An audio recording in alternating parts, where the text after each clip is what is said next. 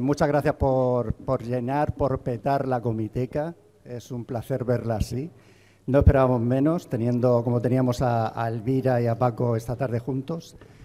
Estamos celebrando el 20 aniversario de la comiteca y esta era una de las actividades que teníamos más ganas.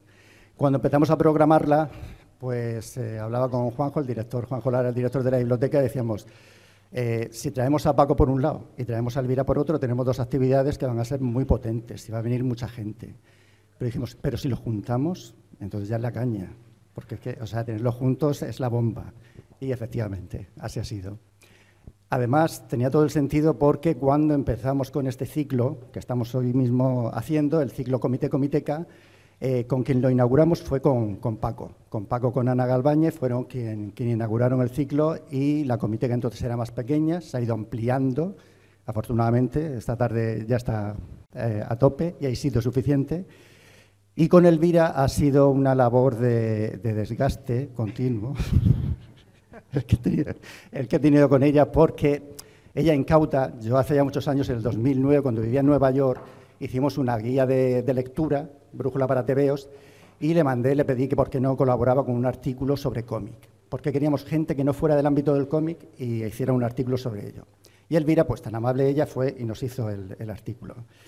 Claro, ya a partir de ese momento dije, wow, qué maja que es, tenemos que traerla a la biblioteca alguna vez. Y desde entonces, no diría que cada año, pero cada cierto tiempo yo le mandaba un mensajito, me dejaba caer por aquí, hola Elvira, soy el de Murcia, ¿cuándo vas a venir por aquí? Pues estoy con un guión, estoy con una novela, estoy con una película, no puedo ir. Y yo seguía, yo creo por aburrimiento ya, ha terminado diciendo, venga, voy para que se calle ya de una vez y me deje en paz. Y bueno, juntarlos a los dos tenía todo el sentido porque además tienen bastantes puntos en común, o al menos los veo desde ese punto de vista que tienen en cuanto a la naturalidad que tienen ambos para contarnos historias a veces muy complejas. Y ellos lo transmiten de una forma directa, inmediata y con la que empatizamos todos. Tanto Elvira, hemos tenido un pequeño debate en cuanto ¿hay moderador, no hay moderador? ¿Vosotros dos solos? No, pues yo prefiero que haya moderador, me da igual. Yo decía, es que ya no da tiempo, yo no quiero estar ahí arriba en el escenario, solamente os presento y os dejo. Entonces yo le voy a lanzar una pregunta a ambos y ya ellos solos se van desarrollando porque ya tienen experiencia en esto de hablar en público y de charlar. Pues, si son los dos, una hora y media y luego más o menos, vale. Vamos, lo que queráis, ¿eh? Luego, hay preguntas. Sí, está abierto la intervención del público, que suele ser más creativo. Yo os quería plantear, porque pensando juntaros, fue también porque veía un poco la línea clara. Habrá gente que sepa de cómic y gente que no sepa de cómic. Pero la línea clara la asocia fácilmente con el Tintín, los cómics que tienen limpias, un dibujo muy limpio, con formas muy brillantes, muy rotundas. Pues esa línea clara yo la veo un poco, pero bueno, eso es una percepción mía, tanto en Paco, obviamente, en su cómic, pero también en la forma en que tiene de escribir Elvira, cómo transmite de una forma clara, diáfana, como decía, conceptos complejos, pero que nos los hace muy fácil, muy asequibles a todo el mundo, ¿no? Empatizamos con ellos. Entonces quería preguntaros, para empezar, si esa naturalidad la tenéis que trabajar, os la tenéis que currar, o es que os sale natural porque forma parte de vuestras virtudes o vuestras limitaciones, que a veces las limitaciones son las que nos hacen precisamente tener un estilo propio, ¿no? Pues ahí os lo dejo. Ya está, ya una hora, ¿no? Una hora y media respondiendo. Bueno, pues ya está, a partir de ahí... Venga. Sí, pues nada, empiezo, cojo yo el comienzo. Sí, no, la verdad es que me parece que está bien, ¿no? La similitud, ¿no? Porque para mí la línea clara, que es eso, como ha dicho Vicente, es un estilo pues sintético y que lo puso como muy de moda Hergé, el dibujante de Tintín, ¿no? Y para mí es como un estilo que es aséptico, que es como un dibujo en función de la historia, que para mí es lo importante, ¿no? O sea, para mí el cómic es como el medio para poder contar historias, ¿no? Intento contarlas de la forma más sencilla posible. También, como decía Vicente, ¿no? A veces es limitación, porque yo no me considero un gran dibujante. A mí lo que me gusta es contar historias y mi forma para hacerlo pues es con ese tipo de dibujo, ¿no? Que no pretende destacar ni nada de eso, ¿no? Y además, no sé dónde leí una entrevista que tú decías que también, ¿no? Que escribías con frases cortas y de una forma como muy sencilla también, ¿no? Que se había convertido en tu estilo. Bueno, pues es verdad. Bueno, buenas tardes. Solamente verdad, buenas tardes. No, pero solamente... Me he lanzado.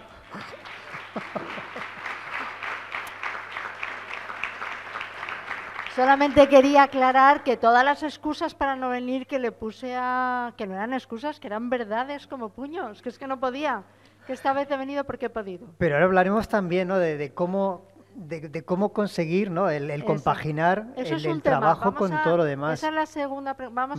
Acabamos esta. A ver si nos quedamos sin tema de conversación. Bueno, yo entiendo muy bien con respecto al dibujo, sí. ¿A qué se refiere? A ver, si te gusta el dibujo, sabes perfectamente a qué se refieren con la línea clara, ¿no? Que es algo que a mí me gusta mucho y que me gusta mucho en tus dibujos. No creo que sea una limitación, creo que es un estilo. Y que también me gusta mucho en ciertos autores japoneses. Y hay algo como de serenidad en el dibujo, sí. ¿No? Con respecto a la escritura, que es una cosa diferente, ¿no? Aunque los dos contamos historias, ¿no? Pues lo que yo decía es que, o sea, cuando yo he escrito desde siempre. Entonces, cuando yo empecé a escribir de una manera profesional, me refiero a profesional, que me pagaban por escribir, que fue en la radio, pues tenías que aprender a escribir con una limitación. O sea, quiero decir que si lo piensas a lo grande, pues también la Capilla Sixtina era una limitación. Sí. Tenías que pintar en un sitio acotado. Cuando hablas por la radio, cuando escribes para la radio, tú no puedes escribir todo lo que tú quieras. Tú tienes que estar en un tiempo y para una voz. En algún momento yo escribía para otros profesionales, locutores, para mí, para personajes, para todo eso. Y todo eso es en un tiempo limitado. Entonces, ¿qué pasó? Que cuando yo empecé a escribir ya para libros, decía... ¿Mi estilo es así de corto porque me he educado en la radio o porque realmente es mi estilo, ¿no? Ajá. Entonces, he leído cosas sobre esto que me parecen interesantes, que es la sintaxis uno la lleva en el corazón. O sea, tú no puedes impostar. Tú a lo mejor en la adolescencia piensas, voy a hacer un dibujo muy complicado o voy a hacer unas frases muy largas y muy complicadas, hasta que te das cuenta de cómo eres tú. Y tú no puedes ofrecer otra cosa distinta a lo que eres tú. En mi caso, pues tengo un estilo de frases cortas, sincopadas, claras, y es un estilo. Yo ya no lo considero limitante. Pienso que si escribiera de otra manera estaría imitando a otra persona o teniendo como un fraseado que no es el mío. Pero yo creo que eso obsesiona. No sé si entre los que tenemos aquí hay gente que quiere escribir o quiere dibujar, pero es algo que siempre aparece, ¿no? Como pregunta cuando das alguna charla a estudiantes y demás, es encontrar el estilo, ¿no? Que es algo que es verdad que a todos nos obsesiona en un principio, ¿no? Y parece que sea lo principal, antes que saber qué contar, es encontrar un estilo. Y a veces es un error, ¿no? O un callejón sin salida, el pensar que primero tienes que encontrar el estilo y después a escribir. Al final yo creo que va todo un poco unido, va incluso, como tú decías, ¿no? Unido al carácter y unido a nuestra forma de ver la vida. Está claro que es un filtro, ¿no? O sea, nosotros filtramos un poco la realidad y encontramos la mejor manera de poder contarlo, ¿no? En el mundo del dibujo pasa mucho, ¿no? De gente que tiene estilos muy marcados, pero esos estilos tan marcados te limita al final lo que quieres contar. Que si tu fin es el dibujo es genial, pero si tu fin es contar historias, te está limitando, porque con esa sintaxis no puedes contar cualquier historia. Entonces, al final siempre es un problema esto del estilo. Y para mí un poco lo que hablamos al principio de esa línea clara es un estilo que no te limita a la hora de contar. O sea, a partir de ese estilo puedes hablar de todo, de cosas íntimas, de cosas de humor, dramas, de todo cabe en ese estilo que es como esa, ¿no? Como ese estilo casi aséptico, ¿no? En el que puedes llegar con la historia, pero no te limita el estilo a lo que puedes contar. Ahora, ¿sabes una cosa que yo completamente de acuerdo, pero una cosa que he notado al cabo de los años, ¿no? De mucho oficio, y es que en realidad nos dedicamos a oficios, y como el que hace un carpintero, que hace una mesa, si tiene amor por su trabajo, creo que cada vez hace mejor su oficio. Y yo siento, o sea, yo leo cosas que escribí hace, yo que sé, 20 años y les encuentro la gracia, la espontaneidad y no sé qué, pero encuentro que ahora tengo en mis manos mucho más el poderío de lo que yo, o sea, antes había más distancia a lo mejor entre lo que yo quería decir y cómo lo conseguía escribir. Pero es verdad que yo creo que con el tiempo ganas en oficio, pero igual se pierde también en alguna otra parte. Ay, yo creo que no, Paco. No. O sea, no pierdes tú en... No, yo siento como, digo, es que no, o sea, es como, no voy a utilizar la palabra empoderamiento porque es de esas palabras que ya están en boca de todo el mundo, ¿no? Pero siento como una especie de poder, ¿no? Sí. Que con el cual estoy disfrutando. Ahora por fin disfruto cuando escribo. Ya. Por un lado sí, pero también es verdad que con el tiempo empiezas a perder un poco, o sea, no es que pierdas la ilusión por lo que estás haciendo, pero no sé si te pasa a ti que cada vez cuesta más empezar un nuevo proyecto, ¿no? O sea, es un camino que has reandado muchísimas veces. Entonces, a veces pierdes un poco el juego, ¿no? Que tenías en un principio, ¿no? De explorar, de cambiar, de algunas ideas que se te ocurrían que a veces eran como muy locas, ¿no? Yo creo que con el tiempo vas perdiendo un poco esa frescura, pero la ganas en ese oficio de tener muchas más herramientas que nunca habías tenido. Yo creo que hablamos en Santander, me parece que hablamos de una palabra que hay gente a la que no le gusta, que es inspiración. Ya. Y yo siento los golpes, de pronto el rapto de inspiración. Otra cosa es que luego tú no trabajes. Es decir, que tú puedes tener una idea que te parece genial, eso te pasa mucho cuando eres muy joven, sí. Que de repente tienes una idea genial, te bebías ahí 3 cañas y la desarrollabas en un bar y luego ya decías, pero si no estoy trabajando, ¿cómo va a ser la idea genial si no trabajo? ¿No? Pero ahora, por ejemplo, cuando creo que tengo una buena idea, estoy ahí trabajando. ¿Y cómo te llevas con tu pasado? Es decir, cuando relees tus libros. Pues mira, me reconcilian un poco los lectores, porque yo no releo mis libros, igual que no me gusta mucho verme. Me dicen, qué bien ha salido lo de esto que te han hecho en El País, un vídeo y tal. Digo, pues mira, porque me lo decís, pero yo no me voy a ver, porque voy a empezar, a ver muchas cosas y no quiero verlas. Pero, bueno, por ejemplo, de lo primero que yo publiqué, que fueron Manolitos, pues, ¿qué cosas te reconcilian? Pues que siguen leyéndolos en los colegios, que de repente hay una señora profesora china que ha hecho una tesis de 500 páginas sobre el humor en Manolito. Pues digo, bueno, pues algo habría ahí, ¿sabes? Y entonces me lo manda. Y yo empiezo a mirarlo y digo, ostras, qué exhaustivo. Y entonces pone párrafos de los libros y yo me veo riéndome, porque digo, pero qué desparpajo tenía, o sea, qué falta de corrección política, qué falta de miedo escribiendo, todas esas cosas sí que creo que han ido cambiando. Sí, o sea, o por ejemplo cuando Fulgencio Pimentel hizo todo lo de Tinto de Verano en un libro, pues yo lo leo y digo, pero por favor, pero qué cosa más burra, o sea, y yo me doy cuenta ahora, y ahora a lo mejor es que no estoy en esa onda. Ya, sí, vas cambiando. A mí en general o sea, cuando tengo que, pues lo mismo, ¿no? Mirar para atrás para alguna traducción o alguna cosa de estas, en general, o sea, yo creo que es imposible que tú mismo te metas en tu propia ficción. O sea, no ves como estar viendo una obra de teatro desde detrás, ¿no? No ves lo que el lector está viendo. O sea, no disfrutas nunca de nada de lo que has hecho. Pero en general yo creo que me siguen gustando los puntos de partida, pero no como están desarrollados. O sea, ahora lo haría todo, si pudiese, lo reharía todo de nuevo, que es algo que hablamos antes de Tintín y d'Hergé. O sea, d'Hergé redibujó pues todos sus primeros cómics porque no estaba a gusto con su estilo, ¿no? Y alguna vez, yo por lo menos he tenido la sensación, la tentación esa, ¿no? Decir, ¿qué pasaría si cogiese todo lo que he hecho ahora? Ya no voy a crear nada nuevo. Todo lo que he hecho lo voy a rehacer con mi visión de ahora. En los libros además pasa que los lectores son cazadores de erratas, de comas mal puestas. No se dan cuenta de que por muchos correctores que tenga un libro, son cosas que se pasan, o sea, que se te pasan, que por muchos ojos que haya sobre un libro, hay una palabra de pronto que se repite, o esas cosas que tiene el castellano de las mismas terminaciones que quedan feos, ¿no? Que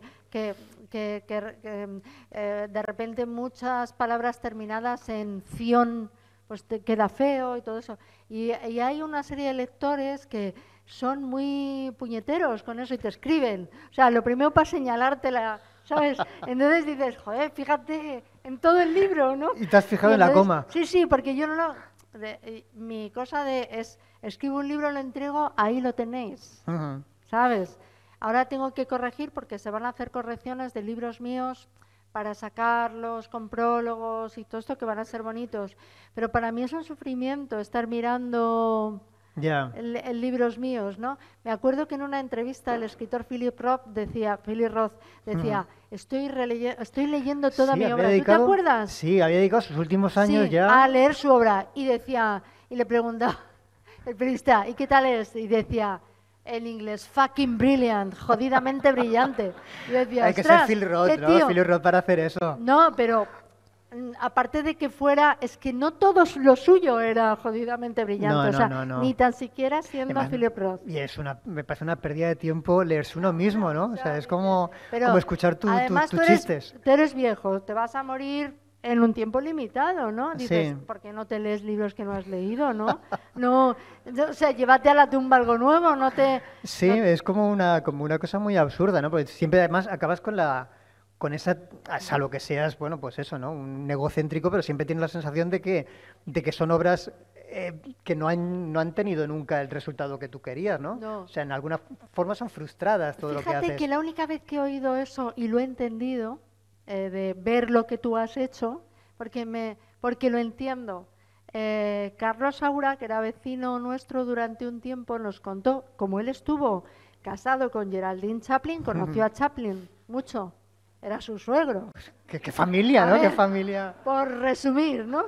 Y entonces dice que veía a Chaplin, ya viejo, mayor, viendo sus películas por las tardes y que se reía mucho. ¿También? Y yo decía, si es que este sí que era fucking brilliant, o sea, es que, sí, claro, porque aunque sea Chaplin el que lo ha hecho, lo ves y dices, si es que es bueno, o sea, es que cómo no se va a reír, o sea, es que es maravilloso. Sí, no, Chaplin, vale, a Chaplin se lo podemos perdonar. Se lo podemos perdonar, a Chaplin se lo perdonamos. Pero en general siempre es como que te quedas en lo que podría haber sido y no fue, ¿no? Sí. Que yo creo que por eso al final seguimos haciendo cómics o libros, ¿no? Por esa frustración nunca de no llegar, ¿no? A acabar el tema que quisiésemos. Yo me acuerdo que me escribieron una pareja de físicos cuánticos. Fíjate, pareja, ¿eh? O sea, luego dicen, pareja de escritores, ¿cómo se llevan? Digo, pues hay físicos cuánticos que están casados y nadie dice nada. Bueno, pues estos leyeron una novela mía, Lo que me queda por vivir, hecha de recuerdos y tal, sobre mis tiempos juveniles de radio, siendo madre muy joven y todo eso, y me dicen, y hemos visto, yo no ponía fechas en ningún, pero hemos cuantificado cómo es el tiempo en la novela y hay muchísimos errores, o sea, no está bien medido el tiempo cuando es verano, invierno y tal. Y les escribí y les dije, en el Quijote siempre es verano. O sea, permítame usted que estoy... Bueno.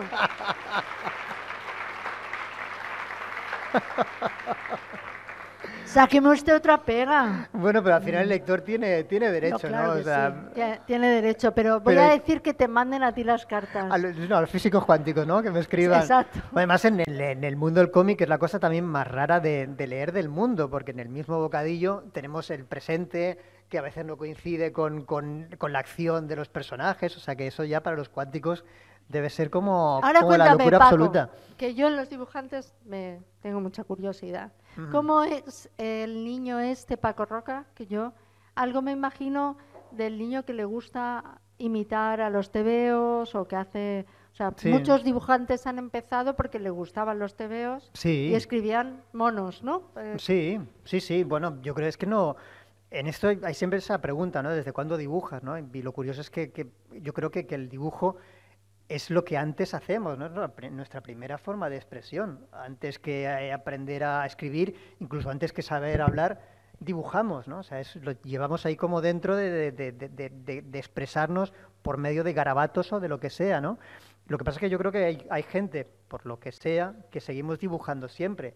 Quizá por culpa de la enseñanza o de que ha triunfado la escritura sobre el dibujo y no nos comunicamos con pictogramas y nos comunicamos con palabras, pero llega un momento en el que la mayoría de gente abandona, ¿no? Ese camino de la expresión por medio del dibujo y aprendemos a escribir y dejamos el dibujo a un lado.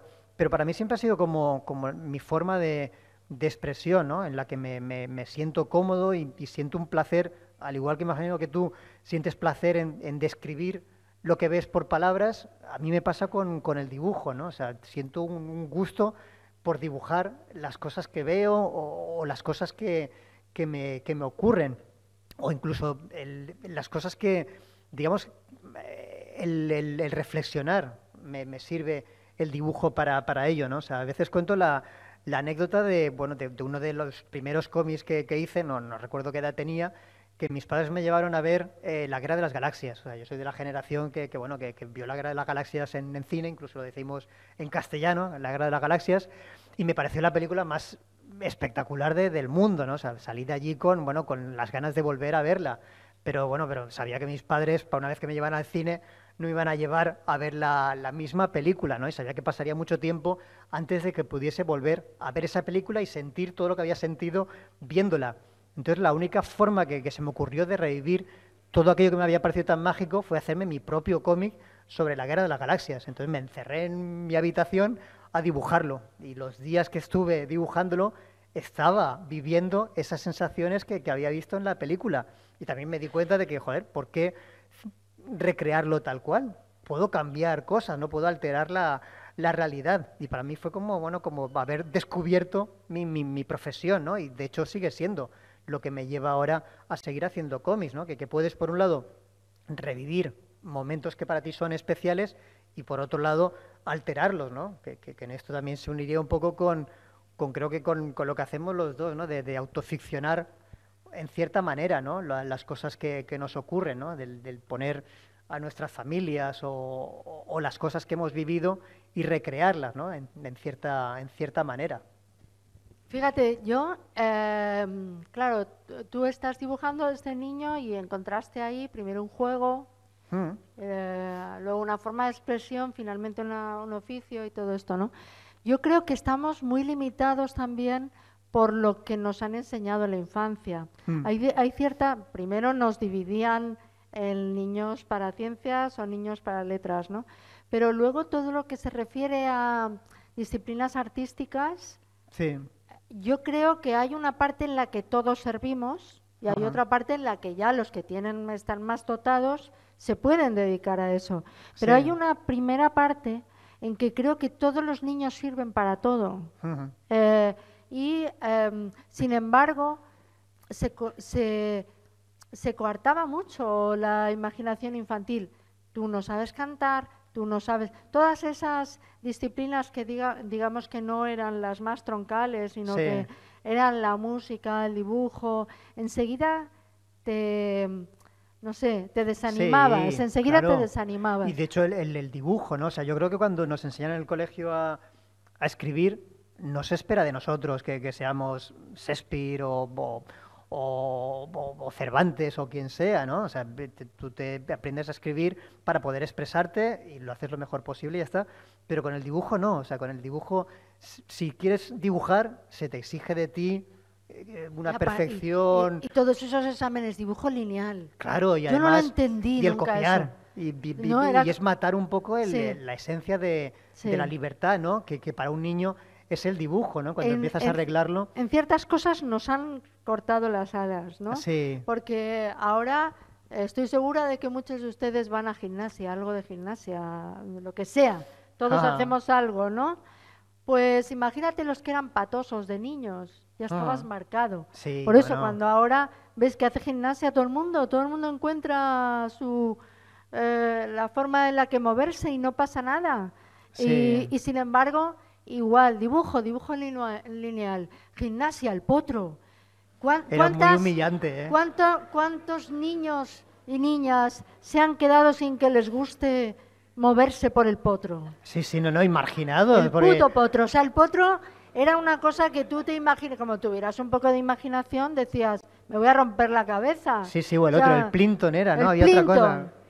O sea, imagínate, pues esos exámenes de gimnasia que eran el potro, el Plinton, subir como si fueras un soldado americano por esta cuerda y tal. ¿Qué tenía eso que ver con moverse? Nada, pero era perfecto para que te rieses, ¿no? O sea, del pobre que no le funcionaba muy bien la coordinación, era blanco de todas las burlas. Era blanco de todas las burlas. Sí, pero yo creo que en todo, ¿no? En todo, claro, digamos que yo creo que no, a esa edad que estamos hablando de lo que para nosotros era la EGB en aquel momento, o sea, no puedes echar ya a perder a un niño. Y cuando yo estaba estudiando lo veías, ¿no? Que era pues el que empezaba ya mal la EGB, la terminaba mal y te lo encontrabas ya después de 15, 20 años y era el camello del barrio o era...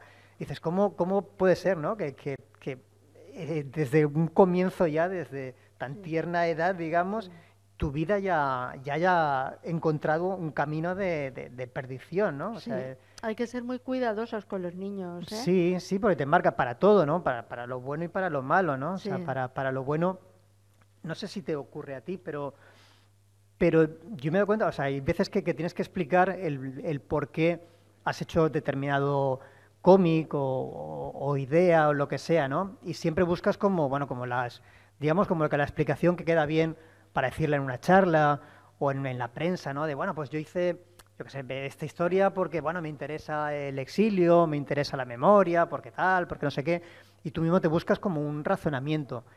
Pero a veces cuando lo piensas o te viene el chispazo de que realmente las motivaciones suelen ser más emocionales. Es decir, por ejemplo, para uno de los cómics que se llama Los Hurgos del Azar, que habla pues eso, ¿no? Del exilio y todo el periplo que hizo unos exiliados españoles que se llama La 9, pues yo creo que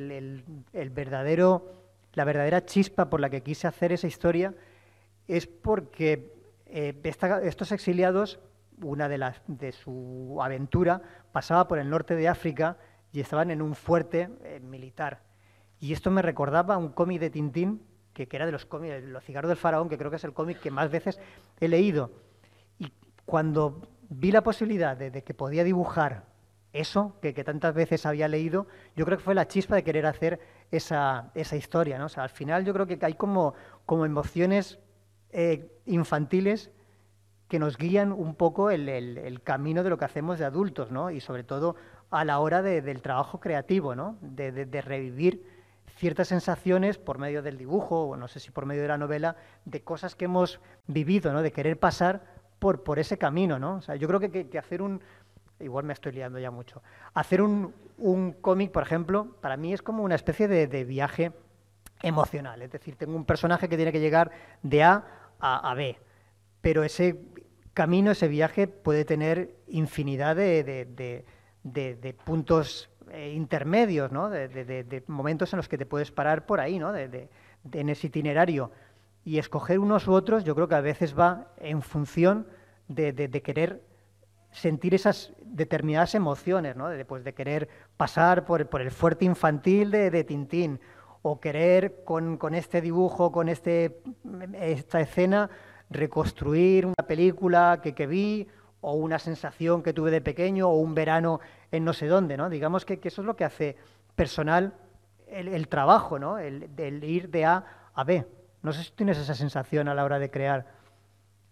Yo tengo la sensación, tengo que tener una conexión muy grande con lo que escribo, porque cuando tú escribes que pasa igual con tu trabajo, cuando decides o empiezas a escribir una novela, tú tienes que saber el tiempo que le tienes que dedicar a eso. Es decir, que es un tiempo que no vas a estar saliendo, que no vas a... O sea, que tiene que tener sobre todo una disciplina, ¿no? Que no se puede cortar con... o sea, yo por ejemplo, sabes que con estos trabajos nuestros te ofrecen ir de aquí a allá, a Murcia, o sea, y entonces tienes que saber que si estás en un momento importante en el proyecto que estás haciendo, no puedes estar cortándolo todo el rato. Ya. Para mí es importante en tu ciudad o en otra que te vayas o lo que sea, seguir una rutina y tener un tiempo todos los días para conectarte como con la música de lo que estás haciendo, ¿no?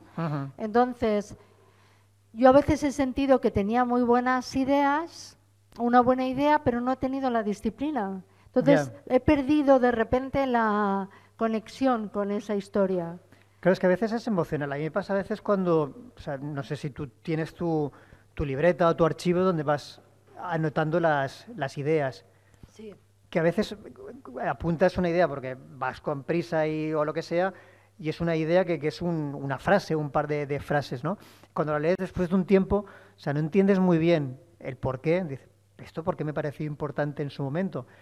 Pero quizá porque has perdido esa parte emocional, ¿no? Ese sentimiento que va añadido a una historia. O sea, no sé si te pasa que cuando estás pensando en un futuro proyecto, tienes que sentir como unas emociones de lo que va a acompañar a esa historia, o sea, lo que van a sentir, el tono de la historia, o lo que tú vas a sentir mientras lo escribes, o lo que pretendes que sienta el lector con esa historia, ¿no? Pues esa conexión la tienes que ir encontrando, y esa conexión debe estar unido a un trabajo y una dedicación, ¿no?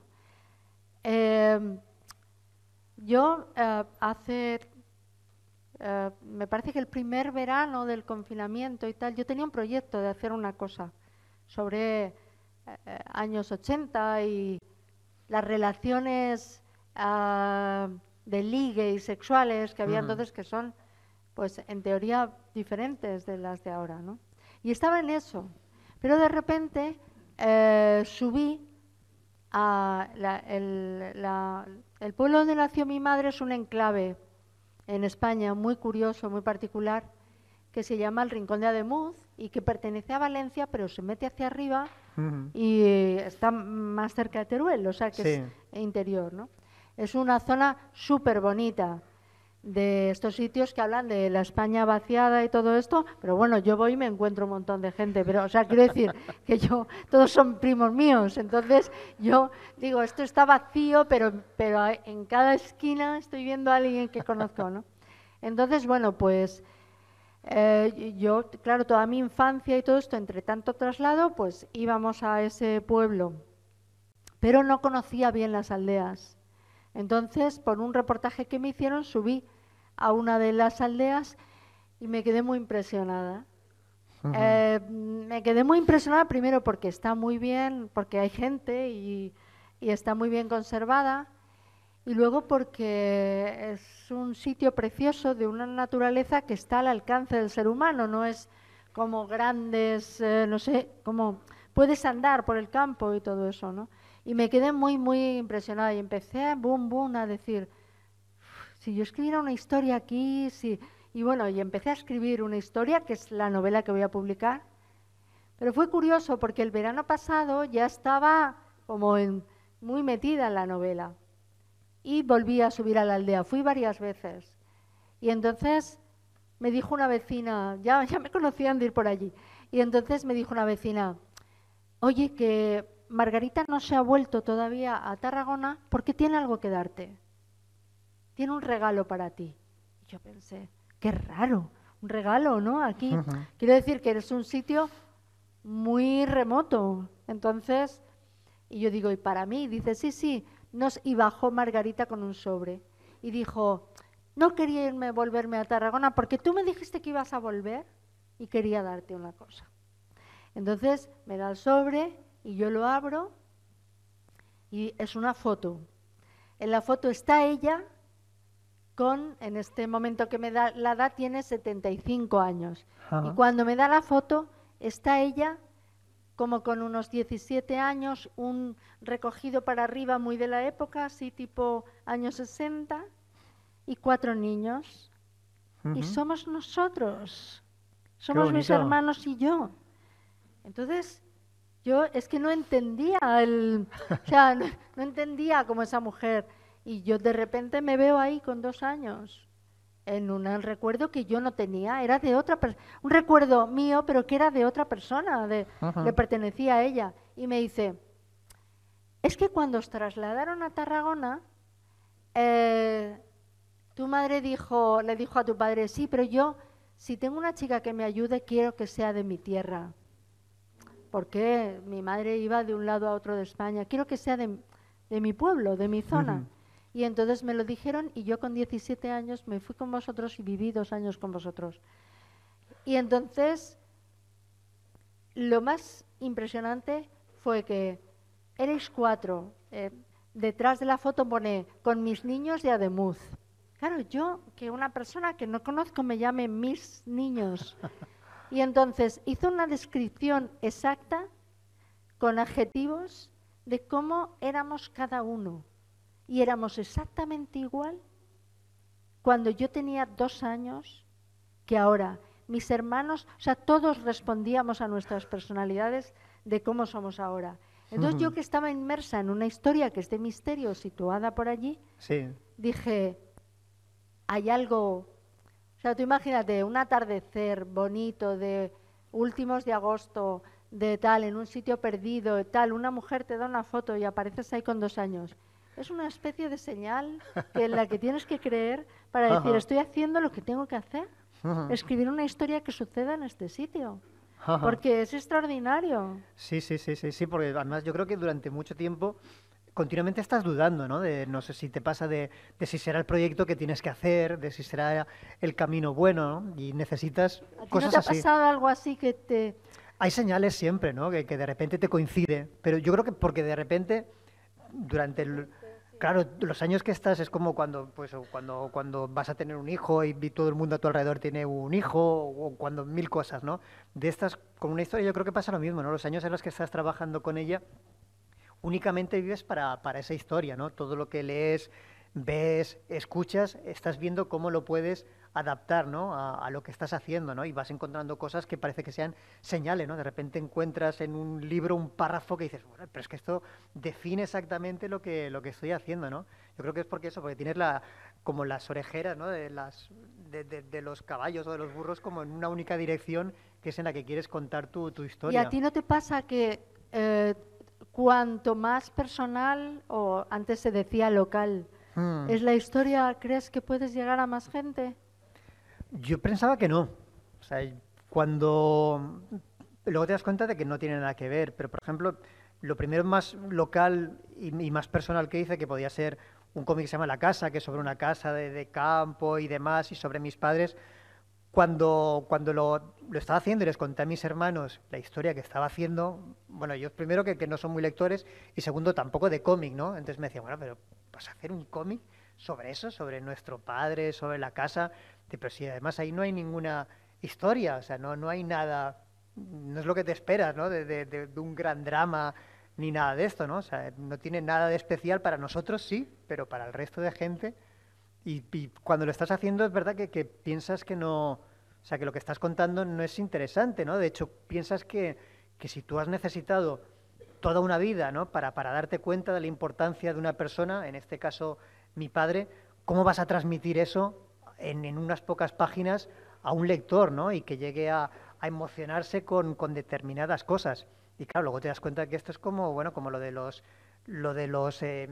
monologuistas y demás, ¿no? Que la gracia está en que todos reconocemos y nos vemos reflejados en lo que estás contando, ¿no? Que al final, pues todos tenemos un padre, todos tenemos una madre, todos hemos pasado por determinadas situaciones, que cambias un poco el lugar, que no sea un pueblo de Valencia, que sea cualquier otro, pero al final son cosas que son universales, ¿no? Que son sentimientos básicos por los que todos pasamos. Sí, a mí me pasó una cosa parecida. Yo escribí un libro sobre mis padres, A Corazón Abierto, y mi generación había colocado a los héroes, digamos, literarios en un lugar muy lejano. Es decir, que no eran nuestros padres para nosotros. Eran, o bien, y sobre todo una generación de gente de izquierdas y todo esto, pues para nosotros eran la gente que había estado en el exilio, la gente que había estado en la cárcel, sí, la gente que había militado, etcétera. Pero todo eso lo veías muy lejano de tus padres, que se habían dedicado a trabajar, a tener hijos, sí, y a prosperar. Y claro, era una visión un poco cegata del asunto, porque claro, cuando tú empezabas a rascar en esa generación cuánto les había costado ese verbo que era tan de la época, que era prosperar. Entonces, ¿cómo habían sido esos niños? ¿Cuánto tiempo habían ido a la escuela o no habían ido? ¿Cómo habían empezado a trabajar? ¿Por qué habían decidido su oficio, su destino, todo esto? Cuando tú empezabas a pensar que en los que se quedaron en España había una heroicidad cotidiana también, ¿sabes? Pero eso costó mucho trabajo, porque creo que estábamos muy mediatizados por la propia historia del país. Sí, eso lo cuentas muy bien en la novela, esa lucha, esa épica también del que se queda, ¿no? O sea, que aguantar un cambio social, aguantar una dictadura y demás también, o sea, era la misma lucha prácticamente, o sea, interna, que te tenías que callar, pero estaba ahí. Que te tenías que callar, o que además, o que estabas tan preocupado por tener lo mínimo, que yo creo que a lo mejor eso era tu mayor fin, tu misión, por así decirlo, ¿no? Sí, pero yo creo que también cada generación, claro, encuentra sus temas, ¿no? Esto lo contaba, creo que era Murakami, ¿no? Que él decía que cómo iba a ponerse a escribir su generación después de la anterior generación de escritores japoneses que habían vivido una Segunda Guerra Mundial, ¿no? O sea, ¿qué le tocaba a él contar? O sea, por ahí lo tienes perdido, ya no hay grandes temas, ya no hay personajes tan potentes como pudieran ser esos, ¿no? Tienes que buscar, digamos, que el drama, las historias en otro lado. Claro, lo que pasa es que en España, al haber habido una dictadura que, digamos, que impidió todo. Claro, pues entonces es verdad que quedaban muchas historias por contar de todo eso, ¿no? Pero es verdad que estaban anulados. O sea, creo que siendo un país muy familiar como somos, sin embargo, a nuestros padres no los veíamos como personajes de novela, ¿no? No. Menos al mío, que el mío sí que lo era, pero el mío lo era en el régimen político que lo pusieras, o sea, porque era un ser muy extraordinario, ¿no? Pero es verdad que no, como que no encontrábamos la épica de la generación. Claro, pero también al final te das cuenta de que, y yo creo que es el reto y lo que nos gusta de este oficio, ¿no? Que es que a todos se le puede encontrar su historia, ¿no? O sea, que todo el mundo se le podía, ¿no?, contar. O sea, es un poco, al final es un oficio, yo creo que de ordenar las cosas, ¿no? De las emociones, los giros, todo este tipo de cosas. Y te das cuenta de que toda esta gente, aun siendo lo común, o sea, gente como en el caso de mi padre, ¿no?, que simplemente lo que hizo fue, bueno, prosperar de la nada, llegar a tener algo y llegar a tener algo que poder dar a sus hijos, pues bueno, ahí se puede encontrar también una historia, aunque sea la misma historia que la mayoría de la gente, ¿no? O sea, en lugar de contar esa épica, ¿no?, de una minoría, acabas contando la épica de la mayoría, ¿no?, en la que todos, en cierta forma, se sienten identificados. Pero también a mí me parece, como creador, también me parece bonito, ¿no?, el ser capaz, pues eso, ¿no?, de vidas que a priori para ellos parecen anónimas, ¿no? Que cuando hablas con ellos dices, joder, pues es que mi vida no tiene nada de especial, ¿no? Y eres capaz de, pues bueno, de ordenar las cosas y demostrarle que sí que hay una... Yo tengo escrito un relato, pero no lo he publicado. Publiqué un extractillo. Y de estas cosas que dices, es que a veces habría que escribir estas cosas que te suceden, al momento. ¿sabes? Al momento. Y justo lo recordábamos la otra noche que coincidían los cumpleaños de Antonio y el mío, de haber acompañado yo a mis suegros al médico.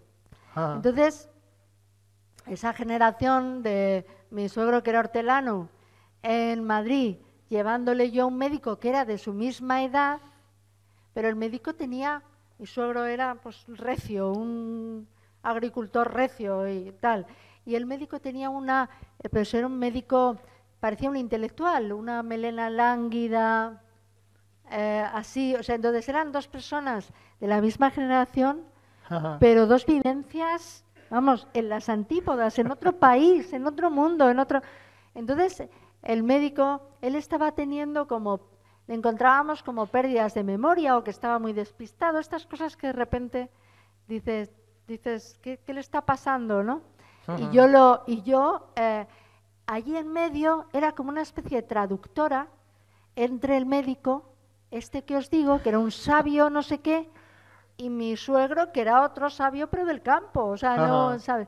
Entonces, pero literalmente una traductora, ¿eh? Y entonces el médico le preguntaba a mi suegro, porque usted, ¿qué es lo que hacía? ¿Qué hacía todo un día? ¿Cuándo se levantaba? Y mi suegro es como que hacía así diciendo, pero como un médico me pregunta a mí, o sea, por mi vida. Esto no me ha pasado a mí en la vida. O sea, me ha preguntado qué le duele. Las veces que iba al médico, pues ¿qué me duele? Te mando una pastilla, ¿no? Pero nunca les habían hecho caso. Entonces el médico, ¿usted a qué hora se levantaba? Y decía, pues ¿a qué hora me voy a levantar? Pues a las 4, a las 5 de la mañana, ¿no? ¿Y usted qué hacía? Pues me iba a la huerta y allí, pues entonces estaba completamente sorprendido del interrogatorio y a veces me miraba a mí como diciendo, ¿este hombre qué quiere? ¿Esto cómo va acá? ¿Este qué quiere de mí? O sea, ¿este quiere algo? ¿No le tenía que haber traído algo y no se lo he traído? ¿Qué quiere? Unas, no sé, unas hortalizas o ¿de qué estamos hablando aquí, no? Y fue increíble porque veías que estamos a veces cerca de personas tan diferentes, ¿no? Y que son asombrosas, ¿no? Entonces, le preguntaba por las cosas que hacía. Dice, ¿y usted ahora qué hace? Ahora que se ha jubilado, ¿qué hace? Y decía mi suegra, ver la tele. Ahí, ¿cómo? Pinchando. ¿Sabes? Sí. Y decía él, no es verdad. Porque no, sí, la ves. A los médicos de las mañanas. Estás ahí toda la mañana viendo, porque entonces estaría el programa aquel de médicos y tal. Y él, no, ¿por qué tal? Y el médico, bueno, no es bueno que usted esté viendo la tele. Usted se ha pasado la vida en la intemperie. No puede cambiarlo por toda una mañana en la televisión. ¿Por qué no se ha dejado un pequeño huertecito para usted? Entonces, era extraordinario como una persona a la que un profesional, como es un médico, que era alguien tan importante en un pueblo, pues de repente pregunta a un simple hortelano qué ha sido de su vida, cómo era su tiempo, cuándo se levantaba, cuándo se acostaba, qué comía ahora, qué hace ahora, y decías, esto es un cuento. O sea, aquí hay una historia, es un relato entero. Sí. Yo creo que ahí es donde están, ¿no? las historias que son bonitas de contar, ¿no? O sea, mi padre era de esos que tú le dabas un punto de apoyo y él podía hablar con quien fuese. O sea, él no tenía fin. Y era ese tipo de generación que sin ningún pudor, yo qué sé, te estaba esperando en casa, en la puerta de tu casa, y tú no has llegado todavía y había hecho amistad con 3 o 4, ¿no? O sea, ahora nos parece esas cosas muy raras. A mí si ahora se me acerca alguien y me da conversación por la calle, huyo, ¿no? Me parece un tío raro. Sin embargo, esa generación era normal. Es verdad, era normal. Y hablaban en el autobús y siempre encontraban mi padre cosas. Con todo el mundo. Sí, entonces es muy bonito, ¿no? El coger personajes cuando tienes algo así. Sí. Yo he heredado un poco eso. A veces pienso que me gustan más los desconocidos que los conocidos. Sí. O sea, he heredado esa cosa, ese amor por la conversación insustancial. Del taxista. Sí. Yo creo que, a mí me dice mi marido, eres la clienta perfecta, eres la usuaria perfecta, la tal, porque doy conversación, me intereso, conozco al camarero. Todas esas cosas que a los escritores no parece que no les gustan. Sí. Porque dicen, a mí que no me hable el taxista, no quiero que el camarero me diga lo de siempre, no quiero que me diga... Yo es que he leído algún escritor que decía, no, a mí que no, o sea, no, esta conversación tan tonta no la voy a tener, ¿no? Pues eso es uno de mis pasatiempos. Claro, yo creo que al final, a mí es uno también de los miedos, ¿no? El decir, el perder un poco... que igual en el cine es diferente, o en otras profesiones, ¿no? El perder un poco el contacto con el tiempo de lo que cuentas. Es decir, cada vez, lógicamente, tienes menos vida social. Tienes vida social, claro, cuando haces viajes y demás, pero no es una vida social normal. O sea, cada vez, lógicamente, ya tienes una pareja estable, tienes una familia, tienes tal... Y cada vez tienes menos material, digamos, para contar tus historias. Ocurre una cosa que hay veces que hay gente que ya sabiendo que eres escritora y tal, te cuenta una historia y te dice, yo es que tengo una historia para que usted la escriba. Esto te habrá pasado, ¿no? Pero ahí no funciona. No. Ahí nunca, no es donde tú encuentras las historias. Nunca. A mí solo me ha pasado una vez eso. O sea, ¿que te ha funcionado? Una única vez. O sea, normalmente, claro, siempre que haces algo te cuentan historias en función de lo que has hecho, ¿no? Pues cuando hice Arrugas, una historia sobre la vejez, me llegaba un montón de gente que tenía pues una historia sobre su abuelo, pues o una historia sobre otra enfermedad o por lo que sea, ¿no? Y dices, no, esto ya está, yo ya lo he hecho, ya no tengo un interés ni por la vejez en particular ni por ninguna enfermedad, o sea, ya está. Y luego también, claro, con el tema de la memoria, lo mismo, ¿no? Pues haces una historia sobre la guerra civil o lo que sea y continuamente, claro, todo el mundo tiene alguna historia que contar, ¿no? Sobre ese tema. Pero tiene que ser una cosa como espontánea normalmente. Claro. A mí la que me funcionó fue la que en un viaje que hice a Washington y tenía que presentar ahí la película de Arrugas, entonces quien me había invitado era la Embajada de España. Entonces, pues bueno, un día pasé por allí a saludar, ya que me habían invitado, pues bueno, a saludar y a imprimirme mis billetes de vuelta para volver a España. Entonces el que era el agregado cultural, Guillermo, me dijo, sí, ahora te los imprimo, pero antes te voy a invitar a comer porque tengo una historia que yo creo que te va a funcionar para hacer un cómic. Hostia, a ver por dónde me sale, si va a ser una historia de ancianos, una historia sobre la guerra civil, a ver por dónde me sale. Y bueno, la verdad es que luego la historia que me contó daba para un cómic, no hubiese hecho el cómic por eso, o sea, me contó la historia del caso Odyssey, ¿no? Del galeón español que se había hundido y que una empresa cazatesoros lo había encontrado en el estrecho y se habían llevado. O sea, es verdad que la historia era muy potente para hacer un cómic, pero lo que sí que me llamó la atención para querer hacerla es que Guillermo había participado en todo eso. Entonces él dentro del ministerio lo había vivido, él había estado en el juicio, había ido, me enseñó las fotos del búnker donde tenían el tesoro. Entonces es la primera vez, claro, que es una vivencia, digamos, que alguien tiene, ¿no? Que piensas que sí, que ahí sí, en esa liga, vale, ahí sí que me has convencido, ¿no? Pero normalmente es verdad que nunca te cuadra lo que te tiene que emocionar. Yo cojo en un papelito, o sea, el papelito ya no se coge, pero apunto estas pequeñas historias y yo digo, a lo mejor un día que no se me ocurra nada grande, sí, escribo un libro de cosas sin anécdotas. Importancias, sí. ¿Sabes?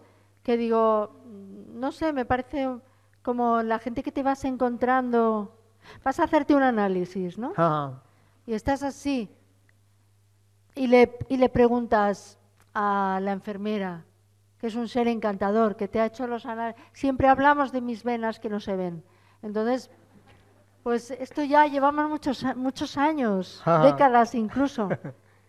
Y entonces le digo, ¿qué tal? Me dice, bien. Bueno, me separé. Digo, ¿y cómo lo has llevado? Bueno, raro, y me empieza a contar una historia de que se separó porque su marido empezó a creer en el fin del mundo. Y toda la historia de esa separación de un hombre que de repente empezó a ser una de estas personas que cree en esas cosas, que parece que no conoces a nadie cerca que crea en esas cosas, ¿no? Y era una historia apasionante, apasionante. Me acuerdo que llegué a casa y se lo conté a Antonio, le conté toda la historia, y entonces él estaba escribiendo una novela, Tus pasos en la escalera, y me dijo, no, porque la puedo meter. Digo, no la metas porque es que se va a notar que es, ¿sabes? Que es ella, porque tal, porque luego tienes un reparo, ¿no? Porque dices, son historias. Yo no tengo pudor, Pero no, era porque porque era una historia trágica en realidad, podía ser cómica, porque tiene su parte, ¿no? Pero también dices que no se note, ¿sabes? Sí. Pero yo vuelvo todos los días, también hay que tener un carácter especial. Vuelvo todos los días a mi casa y mi marido sabe que le voy a contar algo. ¿No? Es como una especie de carácter especial a que te pasen cosas. También. Sí. ¿No? Yo voy al Corte Inglés, a la sección de corsetería. Esto es un mundo que a ti te ha sido negado, pero es un mundo. Y entonces, en esa especie de penumbra de la corsetería, oigo una voz de un hombre que tiene 3 dependientas pendientes de él. Y yo digo, y a mí nadie me hace caso y tal. Y entonces, pero me voy acercando para ver si una me hace caso a mí, y también porque me va seduciendo la conversación. Y el hombre, de espaldas a mí, trajeado, hombre recio, va diciendo, ya, pero es que esta tela yo la encuentro demasiado recia para ella. Yo quiero una cosa más, esto, por ejemplo, esto es seda. Sí, es seda y tal, ya. Pero entonces esto tiene, lo de arriba y lo de abajo es negro, sí. Bueno, pero tiene encaje, ¿no? O sea, esto va con encaje, tiene... Y esto, la parte de atrás de las braguitas es que ella le gusta que le recoja el... No le gusta que se le meta por en medio, pero que sea sexy también. Y yo diciendo, hostia, pero es que esas conversaciones son maravillosas. Pero es un experto. Y aparte me impresionaba que él tocaba todo. Él tocaba todo, o sea, necesitaba tocarlo todo y preguntarlo todo. ¿Por qué? Porque era ciego. ¿Ah, sí? Entonces... Pero era un ciego muy importante en España. Entonces yo estuve escuchando toda aquella conversación. Yo sin saber que lo escuchabas. A sus espaldas para que él no me viera. Pero yo decía, ostras, qué hombre, yo no me imaginaba a un hombre comprándome un conjunto de corsetería con ese detalle, esa tal... El encaje. El color, me da igual, yo quiero tocarlo. Bueno, tal, pero a ella le gusta negro. ¿Sabes? A ella le gusta negro. Era importante el color, porque a ella le gusta. Era no sé qué, era tal. Y yo diciendo, hostias, pero qué tío tan fetichista. Lo era, porque si no... Sí. 3 dependientas fascinadas con aquel señor y tal. Claro, llegué a casa y pam, ¿sabes? Toma, para ese libro que cuando ya no publicaré. Pero yo creo que todas esas historias igual no te dan para una historia grande, pero es verdad que como tramas ahí dejadas caer, como comentarios, son muy buenos. Pero que a veces son tan buenas que parece que sean mentira, ¿no? O sea, es lo malo que tiene la realidad. Es que es demasiado increíble, ¿no? Muchas veces. Claro, ¿no? Cuando yo lo veía en la tele... Sí, claro, ¿cómo te vas a imaginar luego? Igual era para él y no era para su mujer. No. Cuando yo la veía en la tele decía, madre mía, he estado aquí escuchando toda una conversación, ¿no? Y es que la verdad es que hay veces que vas por la calle en esto de contar historias y escuchas una frase y sigues un poco a la persona, ¿no? Sí, sí, sí. Y luego que yo creo que te sirve mucho, sobre todo para cuando el tipo de historias que podemos hacer, ¿no? Que son tan cotidianas y demás, que necesitas eso, ¿no? Necesitas esos diálogos que suenen creíbles, ¿no? Y solamente con lo de las venas, con 4 cosas, tienes a un personaje, ¿no? ¿Tú no te has visto poniendo así el oído en un autobús? Sí. Bueno, y en el tren. Pero estos señores también, y en no el escriben, tren. a lo mejor. Bueno, y además es que te dan ideas yo creo que muy buenas, ¿no? Hace tiempo iba en el tren y claro, ahora la gente también habla con el móvil sin ningún pudor. Entonces, en un viaje en tren había una chica detrás que yo no la podía ver. Entonces, iba contándole que la acababan de, bueno, se acaba de separar de su novio, con lo que estuviese, su pareja, lo acababan de dejar. Entonces, cada vez que llamaba, o sea, se ve que era algo reciente, entonces hizo como 3 o 4 llamadas a 3 o 4 personas diferentes, iba cambiando todo el discurso. O sea, lo iba adaptando, lo iba haciendo cada vez más suyo, ¿no? Y siempre era como, bueno, al fin, la última versión ya era como la buena, ¿no? Y te daba como una idea que era perfecta, ¿no? Para una historia corta o cualquier cosa así, de alguien que va reconstruyendo sin oír a la otra persona, ¿no? Solamente con sus comentarios, cómo va contando una historia y cómo poco a poco esa realidad la va adaptando a lo que ella quiere, ¿no? La han dejado, por ejemplo, y poco a poco ella se va autoconvenciendo del otro, de tal, y ese discurso va cambiando a lo largo de las llamadas, ¿no? Entonces dices, es que todo está ahí, ¿no? O sea, todo lo que puedes contar lo tienes alrededor, ¿no? Muchas veces, claro, tienes que darle una Y es intención. verdad que ahora muchas veces con el móvil, los auriculares, todo esto, que a lo mejor tienes el vicio de escuchar música por la calle, te vas perdiendo, hay un ensimismamiento general. Sí. Y te vas perdiendo lo que se dice y todas esas cosas que son tan importantes, ¿no? Sí, sí, y un poco de las que acabas viviendo, ¿no? Y en el caso también imagino que en la literatura es lo mismo, ¿no? Pero en el caso también del dibujo necesitas ver mucho la realidad, ¿no? Porque te hace, claro, digamos que dibujar es observar también, igual que escribir. Entonces no solamente necesitas los diálogos, sino también necesitas saber cómo viste la gente, cómo se coloca, cómo se sientan, cómo todo este tipo de cosas que nos parecen normales y que normalmente no nos fijamos, cuando tienes que dibujarlo, lo necesitas, ¿no? Imagino que cuando estás escribiendo hay cosas que te puedes saltar, ¿no? O sea, si no quieres, no entras en el detalle de cómo va vestida una persona o cómo se ha sentado, ¿no? Pero cuando tienes que dibujarlo, tienes que recrear algo que tiene que parecer la realidad, ¿no? Y entonces es cuando te das cuenta de que, hostia, no sé, ¿cómo viste ahora una persona de esta edad? ¿O qué hacemos cuando estás sentado? ¿Cómo te colocas, no? O sea, te hace estar pendiente continuamente, ¿no? De esa realidad. Bueno, y yo creo que aunque no hagas una descripción exhaustiva en palabras, que hay veces que las descripciones exhaustivas de una persona distraen, no que distraen, sino que hay que poner 2 o 3 rasgos, porque si no el lector se pierde. Ya. Si tú empiezas a contar demasiado en un dibujo, tú ves inmediatamente lo que quieres ver, aunque es difícil una cara en distintas posturas y todo eso, ¿no? Pero como tú empieces a hacer una descripción de cómo esa persona tiene la nariz, los ojos, no sé qué, estás perdiendo al lector porque no se hace a la idea. Porque las personas creo que no vamos por partes, sino que es un conjunto de cómo es esa persona, qué es lo que transmite, cuál es su carácter y todo eso, ¿no? Yo lo que pasa es que necesito verla yo. Es otra cosa diferente. Es decir que, por ejemplo, en esta novela que he escrito, mis personajes tienen un físico clarísimo para mí. Y generalmente hago una selección de personas que conozco, que no lo van a saber. A lo mejor algunas sí. Pero ayuda. Pero ayuda el tener en tu cabeza una persona muy clara que tú conozcas, porque ya la ves moverse, la ves estar, y hablar también, ¿no? El carácter lo usas a menudo.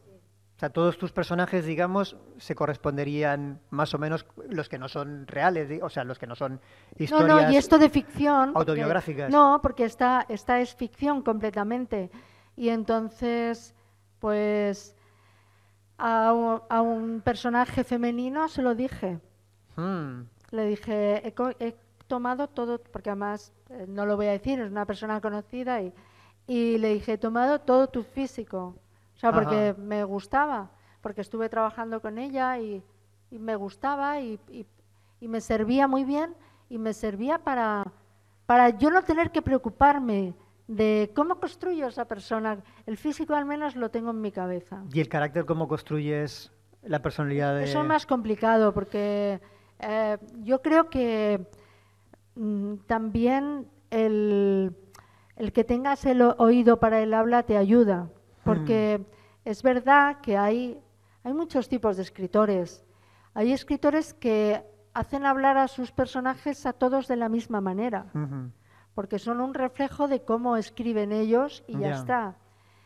Y luego, lo que es el habla de la calle a lo mejor no les importa, pero como a ti te importe cómo habla la gente, sí que tratas de... O sea, sí que estás oyendo en tu cabeza el sonido de una voz. ¿Y también tienes como caracteres de personas reconocibles? Sí, o sea, bueno, a veces son mezcla y todo eso, sí. pero sí que tienes, o sea, para mí, en este libro que lo he situado en un sitio concreto de España, sí que para mí era importante que sonara la voz, como las voces como suenan allí, que sabes que en cada lugar de España la voz suena de una manera distinta, ¿no? Entonces, era importante, eran voces que tuve a mi alrededor cuando era niña, entonces era muy conocido el habla. Pero grabé a una tía mía una conversación para cuando se me fuera un poco le ponía la conversación, porque el oír el habla de una persona de 90 y tantos años me ayudaba mucho. Y a la hora, por ejemplo, de hacer una historia, pues como la de historia de tu padre, algo más familiar, ¿tú crees que la hubieses hecho igual si tu padre estuviese vivo o no, ni tan siquiera hubieses pensado en hacerla? Yo mi padre lo saqué en algunas columnas cómicas de Tinto de Verano como personaje cómico y tal, entonces me daba muy bien porque era un personaje muy extravagante, un hombre muy extravagante, ya te digo, muy expansivo, le gustaban los bares, tenía vicios, decía cosas como de repente extraordinarias, opinaba de todo, o sea, tal. Pero cuando las personas empiezan a estar malas, ya empiezan a envejecer, creo que les surge la parte más melancólica y eso me hizo entender un poco su pasado, ¿no? Y como decías tú, era una generación pues poco victimista, que no, sabes que había aguantado mucho el tirón de la vida que les había tocado, ¿no? Entonces yo lo que hice fue rastrear en ese pasado y creo que lo entendí mucho mejor. Ya, yo creo que sí. Yo creo que o sea, al final igual es muy pretencioso, ¿no? Pero a ti te pasó igual con... Sí, claro, yo creo que por lo menos la idea que tú tienes, ¿no? Creo que acabas entendiendo a tus padres o a quien sea de una forma muy especial cuando estás haciendo una historia sobre ellos. O sea, no tienes que, no solamente reconstruyes su vida, sino que tienes que ponerte en su piel.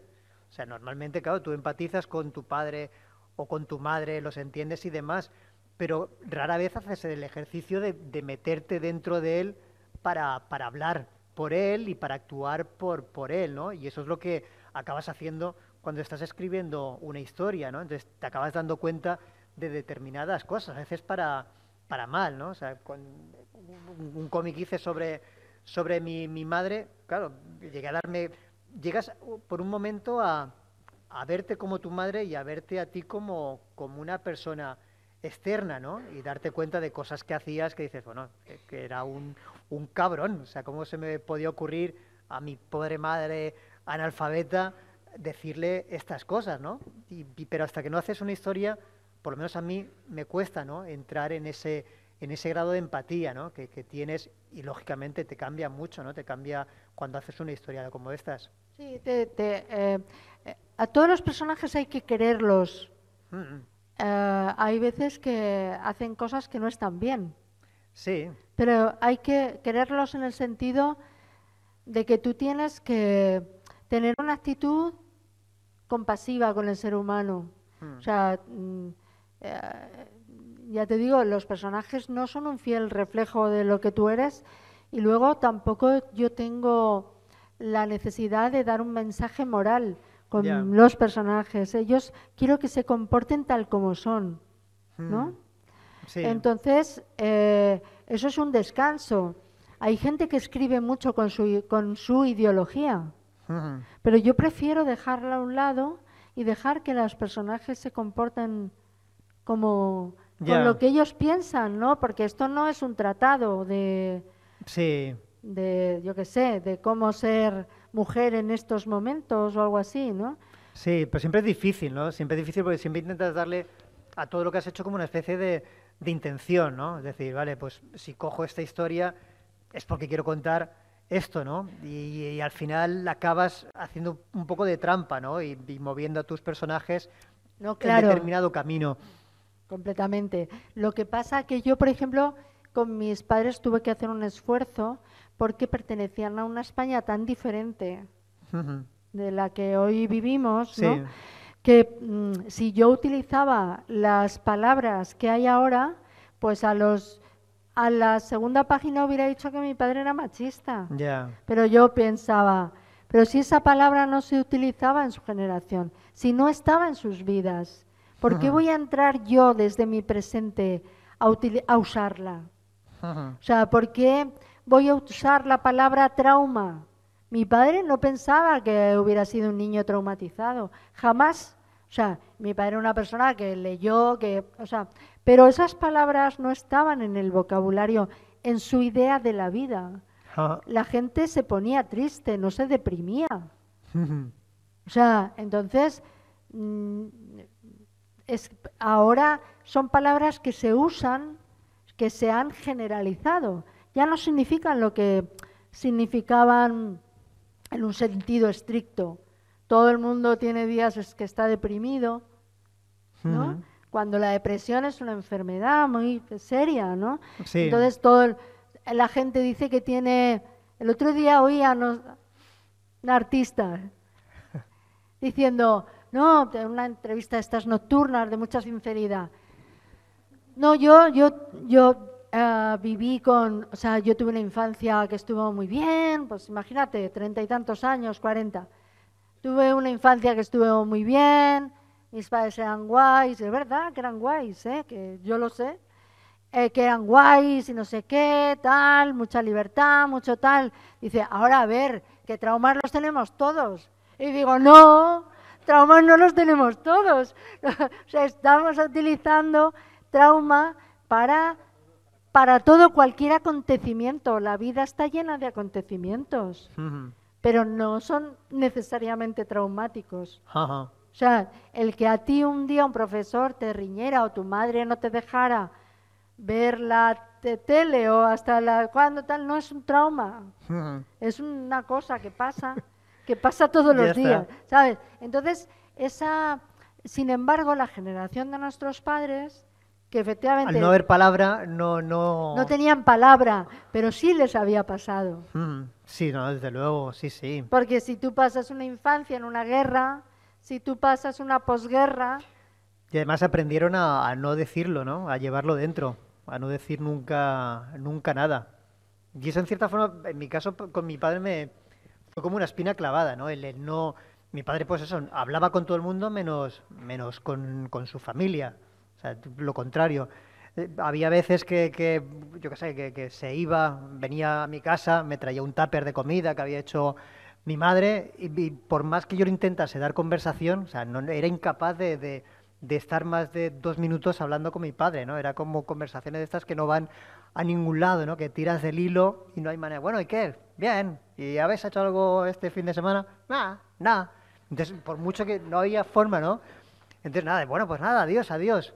Y entonces se iba, yo seguía haciendo mis cosas al rato. Si tenía que salir o oía voces y se pasaba un buen rato hablando con el vecino. O sea, con el vecino tenía muchísima más conversación de la que podía tener conmigo, ¿no? Creo que había un bloqueo ahí emocional, ¿no? O sea, de esa conversación también que tú decías, ¿no? Que con el de fuera no tienes ningún problema en abrirte, pero con tu propia familia es como muy cerrado, ¿no? Entonces, claro, nunca me contó demasiadas cosas de o nada de esa posguerra, ¿no? Eso era un tema, no sé si tabú o no tabú, pero era un tema que no se hablaba y ya está, o sea, lo habían vivido y ahí se acabó, ¿no? Y te quedas un poco con esa espina, ¿no? De no haber atesorado esa memoria. Es curioso cómo llegamos a contar la vida de nuestros padres y tal, y luego vemos lo diferentes que eran, ¿no? Porque en el caso de mi padre tenía palabras para todo. O sea, no, cuando me refiero a que no se victimizaban, ¿no?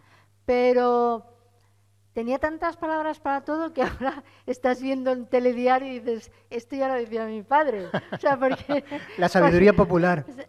Bueno, no sé si popular, porque era contable. Y entonces, o sea, muchas de las cosas que él decía, bueno, aparte de, porque España, o sea, venía a mi casa, se fumaba, se bebía el vino, pedía que le abriéramos otro, se bebía 3 whiskies, fumaba 2 paquetes, ponía 5 paquetes de distinto tipo de tabaco encima de la mesa, no sé qué. Sí. Y entonces así, con ese carácter de eso enorme y tal, pues la corrupción. España no puede ser un país normal, porque el pecado de España es la corrupción. El no sé qué, empezaban entonces las preferentes, ¿sabes? Pero y tal, y esto están engañando a todo el mundo y no sé qué y tal. Bueno, luego empezaban las hipotecas. Pero ¿cómo te van a dar una hipoteca si no tienes dinero? Esto es que les están engañando y no sé. Entonces, yo decía, no puedo más, o sea, no puedo más con este discurso. Se muere él y empieza como a desvelarse las preferentes, las hipotecas, la se derrumba el sistema. Se derrumba el sistema, la crisis, ¿sabes? O sea, era como, joder. Era un visionario. No, pero es que dices, como era lo que más despreciaron los economistas, que fueron los sabios, supuestamente, hasta que llegó la crisis del 2008, ¿no? Ajá. Como lo que despreciaban eran los contables, que eran los que sabían que si no había dinero no se puede prestar. Sí, que parece básico. Que si no hay dinero, ¿de dónde está el dinero que están prestando los bancos? ¿De dónde? Y yo decía, y yo pensaba, ¿qué me importa? O sea, quiero salir yo voy de esta... al cajero y me da dinero. O sea, no, yo decía, quiero salir de esta conversación, ¿no? Entonces, claro, una persona que se ha pasado toda la vida con dinero, de grandes obras, pues tenía teorías para todo. Todo lo que pasaba en España. Veía a Rodrigo Rato en la tele, pues decía, ¿por qué esto? Veía al otro, ¿sabes? Entonces, pues, decía Antonio, es que tú te irritas mucho. Digo, no, es que llevo toda la vida escuchando... Claro, no es lo mismo un rato, ¿no? Que toda la vida. No, toda la vida escuchando de las cuentas, ¿no? Entonces, decía, fíjate, esa aldea que subí yo, decía, a mi padre le encantaba colocar a gente. Era como un vicio, o sea... como había tantas obras públicas en España, pues yo creo que quería ganarse, luego se sintió un poco decepcionado porque decía, a mí me tendrían que poner una estatua en el rincón de Ademuz, porque he colocado, y siempre ponía el ejemplo, coloqué a todo Sesga, que es la aldea en la que yo sitúo ahora, y claro, cuando voy y veo que todos emigraron a Tarragona, digo, coño, tenía razón, todos se fueron a trabajar al lugar donde él estaba trabajando. Entonces hubo una comunidad de Sesga. Claro, piensas que Sesga eran 10 habitantes. Tú puedes decir, pues claro, tampoco era para... No fue difícil, pero joder, es una población de España, ¿no? Entonces, todas estas cosas que él decía todo el rato, continuamente, todo el rato, ¿sabes? No, porque aquí es que en este país no se suicida nadie. Y decía, pero papá, y decía, no, porque roban no sé qué, no sé cuántos y tal. Pues lo que hay que hacer, hombre, es suicidarte, ten dignidad, ¿no? ¿Sabes? Y cosas así. Entonces, era un tertuliano perfecto. Perfecto. Entonces decías, madre mía, ya, o sea, ya vale, tal, whisky, tal, cigarro, no sé qué. Y entonces se muere y el mundo le da la razón.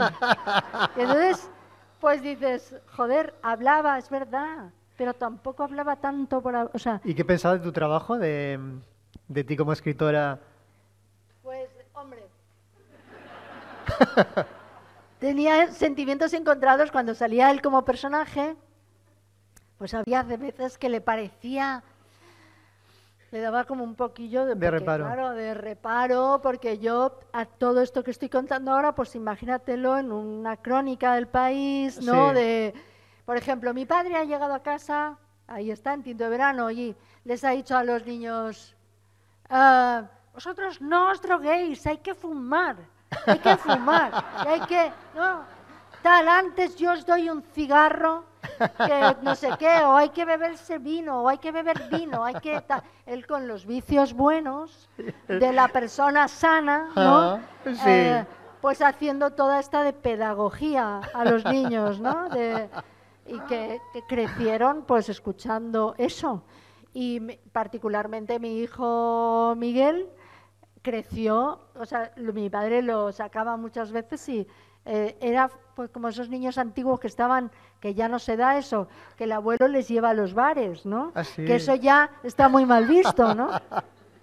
Ahora ya les tiene que llevar a sitios recreativos para niños, pero en el caso de mi padre todavía los llevaba a los bares. Entonces, bueno, cuando él se veía en eso, pues le daba como un poco de tal, pero como era muy vanidoso, cuando empezó a ver que en mi barrio, en Madrid, lo reconocían en el periódico y además lo conocía tanta gente y en el bar decían, joder, tu hija, no sé qué y tal, y yo ponía el nombre de sus bares. Entonces cuando pasaba al verano siguiente, si yo no sacaba uno de sus bares, me decía, hombre, con que hagas así una pequeña referencia, ¿sabes? O sea, le dio la vuelta al tema. Le envanecía. Entonces se hacía fotocopias y las llevaba en la cartera.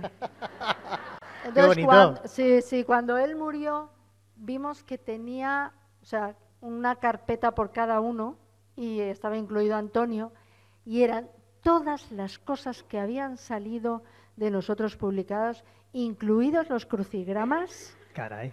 Los crucigramas, o incluido la página de televisión, si te iban a hacer una entrevista, incluido no sé qué.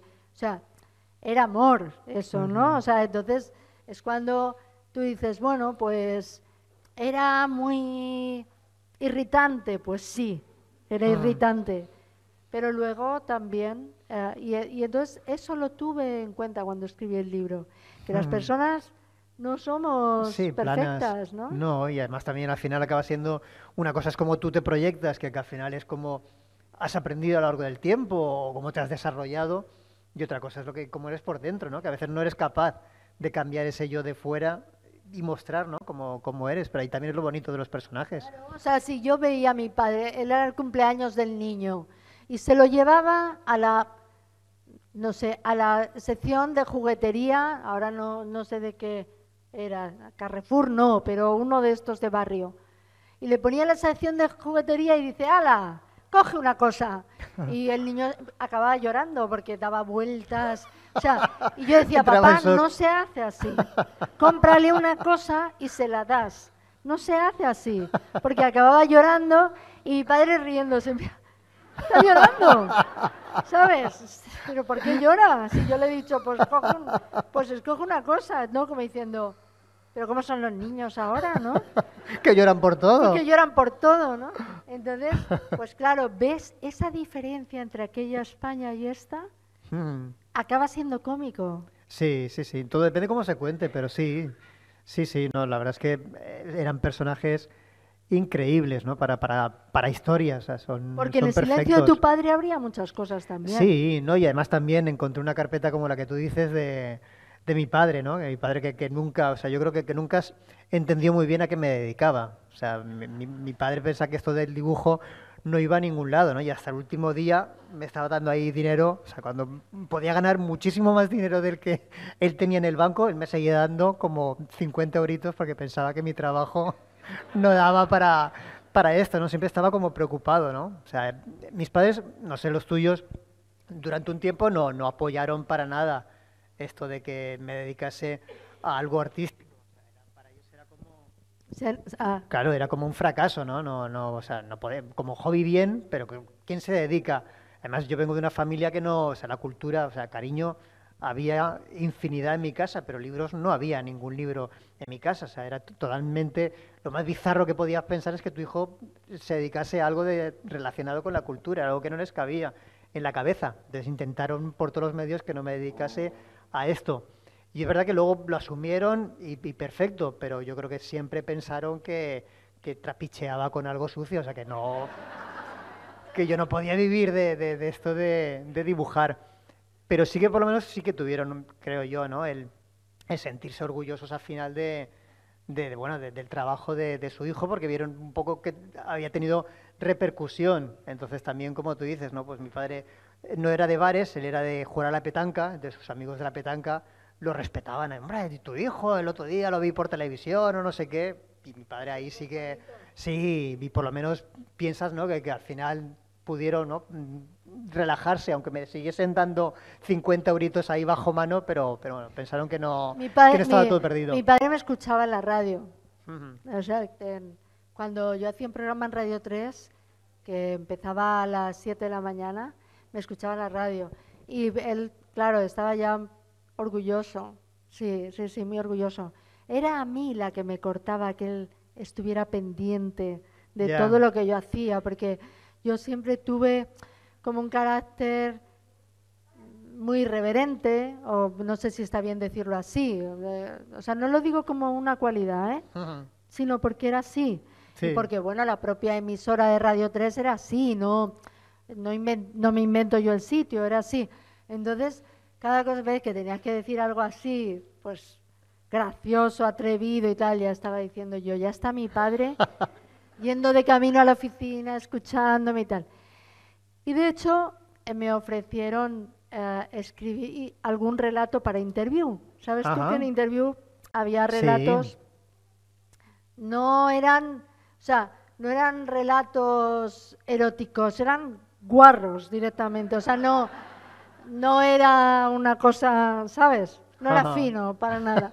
Entonces, me lo dijo a mí un tipo de Interview porque querían tener una mujer escribiendo esas cosas tan soeces, ¿no? Sí. Entonces, pues yo no sé si escribí 2 o 3, ¿no?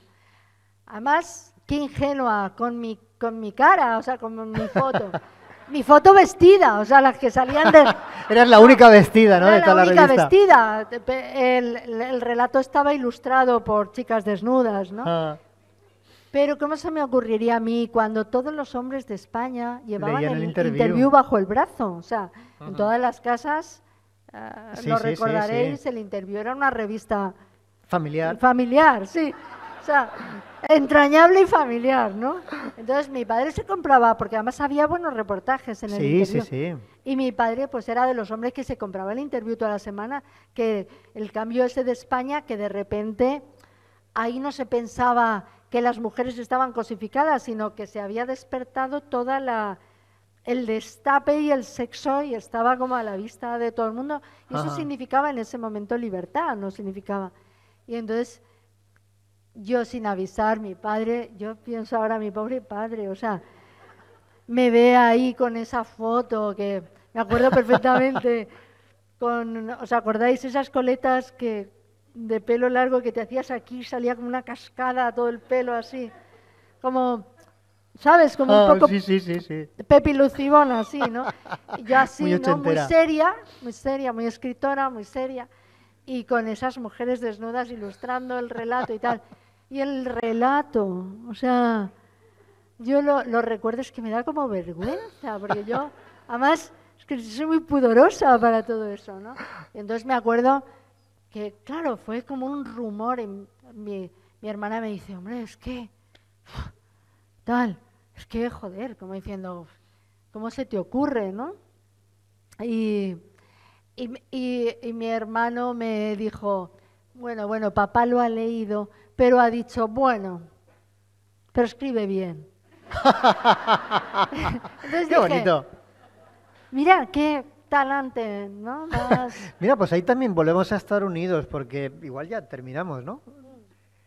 Yo empecé haciendo cómic pornográfico, entonces lo hacía... Pero Paco, ¿cómo hemos llegado a esto? Claro, y además yo lo hacía... Todavía vivía con mis padres, entonces lo hacía a escondidas en mi habitación porque me daba mucha vergüenza que mis padres viesen lo que estaba dibujando. Entonces, las revistas se publicaban y yo tenía un rinconcito en mi habitación donde guardaba las revistas que iban saliendo. Y lo que no sabía es que, bueno, que mi madre las cogía de ahí y se las enseñaba a las vecinas para... ¡Mira lo que hace mi hijo! Digo, pero mamá, pero eso... Entonces para ella daba igual, el amor de madre. ¿Qué has hecho con esas revistas? Todavía las tengo por ahí. Sí, sí, sí. Todos tenemos un pasado. Unidos por la... Además, era una época en la que, claro, no existía Internet todavía. Entonces la pornografía era un negocio enorme. O sea, se publicaban en España, en Alemania, en un montón de sitios y era súper rentable hacer pornografía. ¿Y cuántos años tenías tú? Tendría 19, 20, por ahí. ¿Y tú no te ponías a ti mismo un poco caliente? Ahí, claro, tenías que documentarte, o sea... esto era normal, o sea, yo creo que de ahí empezó la afición a la documentación, a darle tanta importancia, ¿no? Lo malo de aquello es que claro, empezabas a documentarte, igual no terminas ni a dibujar, ¿no? Te quedabas simplemente en la documentación, ¿no? Y vamos, se te pasaba la tarde o la mañana documentándote. Pero bueno, es un pasado, como... Bueno, por supuesto. Sí. Si no tenemos pasados así, ¿no? Pues igual podíamos hacer algo. Claro, mira, yo ilustro tus historias de entonces. Dibujando y escribiendo. Claro. Recopilamos aquellas historias sí, y las llevamos, ¿no? Vale, ¿no? Y se las enseñaremos a mis vecinas. ¿No? Pues sería un bombazo, ¿no? Fulanito Vamos a hacerlo, y menganita, ¿no? Ya. Vuelven a sus orígenes. Bueno, no sé si... ¿Dónde está Vicente? ¿Está por ahí? No sé si que pregunte la gente yo creo que lo hemos contado todo ya, ¿no? Lo habéis contado mucho. Ahora que venga, ahora ya viene lo peor. Al final al final, si esto termina en una colaboración... ¿Sí? Pornográfica, además. ¡Wow! Ahora, que lo que hagáis se presenta aquí en la Comiteca de Murcia. De hecho. Vamos a abrir un...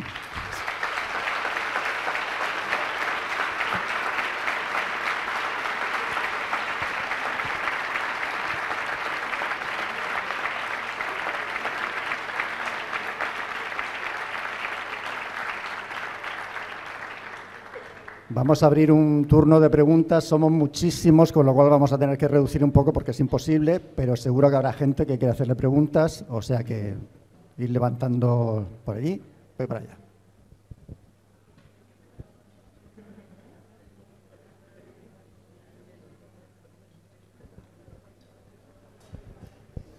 Hola, si me lo permitís, voy a contaros una pequeña anécdota al hilo de lo que tú estabas comentando, Elvira, de que a veces pues uno oye lo que dicen los demás en el autobús, en un bar y tal.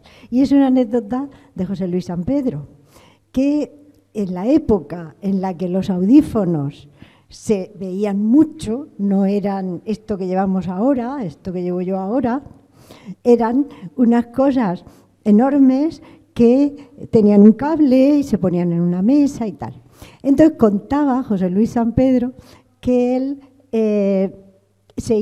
él por supuesto no tenía que llevar audífono para nada, pero cuando quería escuchar conversaciones se iba a una cafetería, especialmente si se trataba de conversaciones femeninas, se iba a una cafetería con un chisme de estos y entonces llegaba, lo dejaba, hacía como que se lo quitaba, lo dejaba encima de la mesa y a partir de ahí pues la gente suponía que él no los podía oír. Y entonces hablaban y él por supuesto los estaba oyendo. Eso es todo. Los trucos del escritor.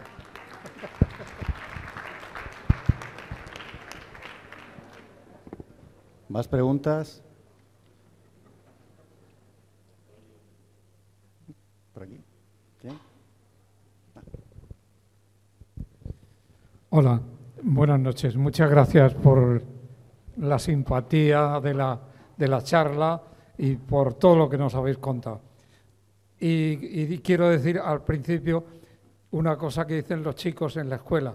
Cuando el maestro hace una pregunta, se levanta el primero, la dice y dice otro, ¡oh, ya me la ha quitado!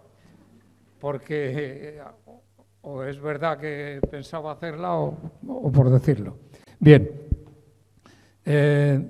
Habéis hablado los dos de vuestros padres mucho, pero yo me estaba acordando de una serie de artículos que durante los veranos, 3 o 4 veranos del 80 y tantos, o más, bueno, pues sí, en la que escribías tu veraneo.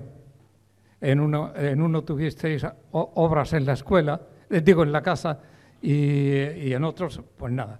Pero lo que pasa es que tu padre estaba saliendo continuamente. Y mi pregunta era, ¿de todo eso era cierto? ¿Toda la historia que tú contabas ahí era cierta? ¿O eran añadidos con verdades y...? Gracias. Bueno, gracias. Bueno, estaba todo puesto mucho al servicio de la comedia. Es decir, que yo lo que quería eran claramente artículos cómicos, piezas cómicas, y lo que querías era que el lector lo leyera y se riera. Estaba al servicio de la comedia. Entonces eso me creó a mí un conflicto, porque, bueno, el personaje más parecido a la realidad era mi padre, pero incluso estaba moderado a cómo él era, porque era muy difícil describir una persona cuando es muy extravagante. Pero me creó un conflicto porque después de 5 veranos que estuve haciendo estos artículos, era como que la gente pensaba que mi vida era idéntica a lo que yo estaba contando, ¿no? Y bueno, se parecía. Estábamos en un pueblo, en la sierra, en Madrid, todas estas cosas, pero estaba muy llevado al terreno de la comedia, tanto que yo los escribía y entonces se los leía Antonio y los dos nos reíamos juntos, porque era como vernos a los dos como llevados a un terreno de la comedia. Cuando vi que de alguna manera la gente los tomaba de manera literal, a mí me provocaba un conflicto y por eso lo dejé. O sea, porque decía que no, que esto... Y yo pensaba, a lo mejor tendría que haberlo hecho con seudónimo, a lo mejor tendría que haberlo hecho...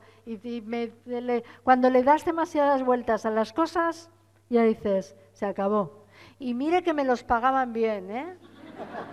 Porque era lo que mejor me han pagado en la vida en el periódico, pero...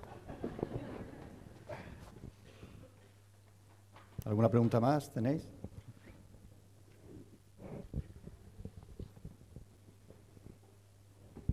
Lo primero, muy buenas noches. Una charla maravillosa. Yo estoy estudiando para ser profesor de educación primaria y me encantaría saber cómo veis vosotros o cómo intentaréis incentivar la lectura, ya sea de cómics o de libros, en las diferentes aulas de educación primaria. ¿Y qué les diríais para animarse a leer o a adentrarse o a escribir o a expresarse por sí mismos? ¿Qué les diríais? Bueno, pues no sé muy bien. Pero yo creo que cada vez el cómic se utiliza más en los colegios y en los institutos, ¿no? Yo creo que por ese camino, digamos que es más fácil, ¿no? O sea, vivimos cada vez más en un mundo visual, entonces, bueno, el cómic entra muy bien en ese tipo de público que a veces pueden ser más reacios, ¿no? A la lectura o lo que sea, ¿no? En ese sentido yo creo que funciona, ¿no? A veces también es escoger el tipo de cómic que se ajusta más, ¿no? A lo que quieres, ¿no? Para lo que lo quieres usar. Pero ya no solamente en cuanto a la lectura, ¿no? Me parece que también en cuanto a ejercitarlo, ¿no? O sea, también siempre hay como un miedo al no saber dibujar, que a veces hay que romper, que el saber dibujar o no saber dibujar es muy relativo, ¿no? Si nos sirve para poder comunicar algo, ya nos vale, ¿no? Y el hecho de hacer cómic también, ¿no? Es un buen ejercicio para cualquier cosa, ¿no? Para yo qué sé, para la historia, para el arte, puedes aglutinar, ¿no? Como muchas disciplinas o como muchas enseñanzas en solamente, ¿no? En el hecho de hacer cómics. O sea, yo creo que al menos el cómic todavía, ¿no? Es algo muy atractivo para mucha gente. Bueno, yo te diría que nosotros hemos tenido una infancia en la que había muchas menos distracciones. Hablo de todas las cosas que se tienen ahora, ¿no? Entonces era más fácil irte hacia la lectura. Para los niños que nos gustaba leer y los tebeos o tal, era más fácil penetrar en ese mundo, incluso aunque nuestros padres no leyeran, ¿no? O sea que, pero ahora hay muchas distracciones y distracciones muy potentes que merman nuestra atención, la de los niños y la de los adultos, o sea, no es solamente los niños. Entonces, hay cosas que yo creo que en un futuro sabremos e incluso yo creo que las dirán los médicos, las dirán, o sea, no puede haber ahora tantos niños en los restaurantes viendo pantallas, o sea, no podemos dejar que eso suceda y lo estamos viendo todos los días. Vemos que los niños, mientras los padres se van a comer a un restaurante, ahora ya se multiplica con que los niños miran las pantallas y los padres miran su móvil. Con lo cual, entonces, creo que tiene que haber una concienciación entre colegios y padres para, por ejemplo, para que los padres lean con los niños. Yo creo que es muy importante que la lectura que se sepa que es bueno para la mente infantil, que los padres y las madres acompañen a los niños en la lectura, que en la lectura de lo que sea, de un tebeo, de un cuento, o que les cuenten un cuento, pero ese momento de la noche dedicado a eso tiene que volver a existir. Y luego lo otro, yo creo que es o sea, que ahora mismo se toma como una intromisión en la educación, es decir, no dejéis pantallas y tal, y se toma como que te estuvieras entrometiendo, pero habrá algún momento en el que estoy segura de que se va a entrometer el médico. O sea, llegará un momento en el que los médicos dirán, no, el niño no, o sea, el niño no es que tenga un síndrome de falta de no sé qué, el niño es que tiene demasiadas cosas y el pobre no da para tanto. Y no lo digo porque yo sepa mucho de psicología infantil, es que me pasa a mí. Entonces, creo que tenemos que ver que lo que nos pasa a nosotros no podemos cederlo al mundo infantil. Pero ya condiciona todo, ¿no? No sé con quién, algún escritor comentaba que ya escribe sus capítulos cortos. O sea, ya con la sensación de que cada vez tenemos menos concentración para aguantar las cosas largas. Entonces ya altera incluso la forma de escribir. Pero en eso... Bueno, yo no pienso nunca en un lector cómo lo va a leer. Intentas ponérselo lo más fácil posible, pero tampoco ir a la baja. No podemos pensar en eso porque además, mira, hay una cosa que sucedió en la pandemia maravillosa, que es que en este país se leyó muchísimo. O sea, y eso es maravilloso. ¿Cuántas veces se ha dicho, bueno, que al libro se lo comería tal, que al libro se lo comería cual, el libro electrónico incluso y tal? Y tiene algo muy poderoso que hemos resistido. O sea, estamos ahí, se siguen vendiendo libros, se siguen leyendo libros, o sea, que hay una parte optimista y yo tengo mucha confianza en que hay que tenemos no sé, como una parroquia muy buena de lectores en España. Yo creo que siempre se dice, ¿no? que las generaciones ahora son peor, que cada vez leen menos y demás, pero yo creo que se mantiene. Y las señoras que aguantan, o sea, que son las que sostienen sobre sus hombros la cultura. Entonces son las que van a los actos, las que están en los clubes de lectura, las que más compran. Leen, las que más... No, perdona, no estoy haciendo la pelota a nadie, es que yo soy señora también. Y entonces lo ves en todas partes. O sea, son unas consumidoras totales de cultura, ¿no? Sí. Bueno, que ya nos vamos.